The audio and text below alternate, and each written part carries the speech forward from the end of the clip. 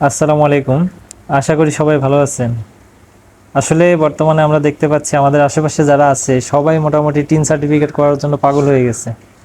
এর একমাত্র কারণ হচ্ছে আমরা যারা ফেসবুক চালাইতাম বা নর্মালি ছোটোখাটো পেজ খুলছিলাম, তার মধ্যে অধিকাংশ লোকই থটস অফ বিল্লালের 3 মাসে 45 লাখ টাকা ইনকাম করার কথাটা শোনার পর থেকে নিজের আইডিটা প্রফেশনাল মুডে করে ফেলছে। শুধু প্রফেশনাল মুড না, প্রফেশনাল মুড করার পরে তারা এখন ব্যাংক অ্যাকাউন্ট সেট আপের জন্য পাগল হয়ে গেছে। এই জন্য বেশিরভাগ লোকই ভুল করে টিন সার্টিফিকেট করে ফেলছে। কিন্তু আসলে ভাই, টিন সার্টিফিকেট একবার করে ফেললে তখন কিন্তু আপনাকে প্রত্যেক বছর একটা জিরো রিটার্ন দাখিল করতে হবে।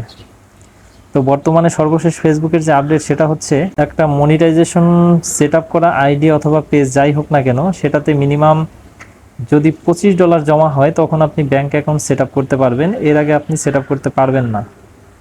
এটা ফেসবুকের সর্বশেষ আপডেট। এই জন্য অযথা টিন সার্টিফিকেট করে ব্যাংক অ্যাকাউন্ট করে আগেই লাভ নাই। যাই হোক, যারা অলরেডি মনিটাইজেশন পাইছেন তাদের সবার জন্য দোয়া রইল। আস্তে আস্তে ইনকাম করেন, $25 হোক, তারপরে আপনারা টিন সার্টিফিকেট করে ব্যাংক অ্যাকাউন্ট সেট আপ করবেন। অযথা আগেই ব্যাংক অ্যাকাউন্ট সেট আপ করে কোনো লাভ নাই।